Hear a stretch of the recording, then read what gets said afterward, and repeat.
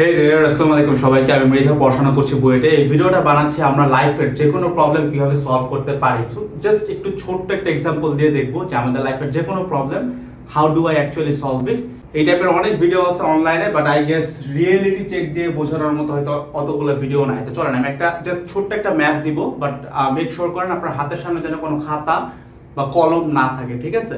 Generally আমার video কেউ খাতা কলম নিয়ে দেখার কথা না actually, if you know what I mean. আমাদের পড়ালেখার ক্ষেত্রে আমরা অনেক টাইপের ম্যাথ সলভ করি, তাকে জাস্ট ছোট্ট একটা ছোটবেলার ম্যাথ সলভ করেন 86543 into 9 without your pen and paper. Tough right? But আসেন এটা আমি একটু লেখে করা ট্রাই করি। 86543 into 9। এইবার কিন্তু জিনিসটা অতটা টাফ নাই। তো জিনিসটা একটু বোঝার ট্রাই করেন যে আমি এখানে কাজটা কি করছি। I রোট it down. পার্থক্যটা বুঝে না। আপনি যখন এই ক্যালকুলেশনটা মাথার ভিতরে করতেছেন, you are struggling with it. এখন অনেকে বলবেন যে ভাইয়া আমি তো পারছি, দ্য থিং ইজ আমিও এটা পারবো। বাট ব্যাপারটা হচ্ছে গিয়ে আমি যদি এই ডিজিটটাকে আরো বড় করতে থাকি, এই পাশে যদি আমি আরো বড় করতে থাকি, তা মানে লাইক ওয়াইডার ইট গেটস, এটা কিন্তু একটু টাফ হবে। সো হয়তো এই জিনিসটা হয়তো আপনার কাছে মাথায় ক্যালকুলেট করা ইজিয়ার। দ্যাট মিনস আপনার লাইফে মনে করেন হুট করে আপনার পানি পিপাসা লাগছে, that's a problem. Easy problem, পানি খান, পিপাসা হয়ে গেছে। সো এটার জন্য আপনার লেখার দরকার নাই। বাট ব্যক্তিভেদে হইতে পারে এমন একটা প্রবলেম আপনার লাইফে আসছে যেটা আপনি না লিখে সলভ করা পসিবল না। যেমনটা এই ম্যাথটা, সেম ম্যাথ অনেকের কাছে কিন্তু এটা ব্রেইনে সলভ করতে পারতেছে, ব্রেইন ক্যালকুলেটর দিয়ে। আবার অনেকের কিন্তু এটা লিখে সলভ করা লাগতেছে, যেমন অনেকের এটা লিখে করা লাগতেছে। সো টোটাল ভিডিওটার মেইন কথা হচ্ছে কি, আমাদের যে কোনো লাইফে যদি একটা প্রবলেম আসে, আমাদের আগে বুঝতে হবে যে আমরা মাথায় কতটুকু প্রসেস করতে পারতেছি। প্রসেস করে যদি এক্সাক্ট সলিউশন আসে, তাহলে বুঝতে হবে যে হ্যাঁ ঠিক আছে আমরা পারতেছি। যেমন আমাদের ব্রেনে কিন্তু এটা অলরেডি প্রসেস করতেছে যে আমাদের প্রবলেমটাতে গুণ করতে হবে, মাল্টিপ্লিকেশন, এইটুকু প্রসেস হচ্ছে। But still we can get the answer, because আমরা এটা এখনো লেখি নাই। সো যদি আপনি অ্যান্সার পেয়ে যান তাহলে ওটা লেখার দরকার নেই। বাট প্রবলেমের যদি গুরুত্বটা একটু বড় হয়, in that case you have to write it down. So এই ক্ষেত্রে আমরা কিভাবে করি, যেমন আমি প্রথমে একটা প্রবলেম চিহ্নিত করি যে লাইক আমি এটা মুছতেছি না, কথাটা মুছতে প্যারা আছে। সো লাইক আমরা প্রবলেমটা লিখলাম, এটা হচ্ছে আমাদের প্রবলেম। দেন আমি চিন্তা করবো এটার কি কি সলিউশন আছে, ঠিক আছে?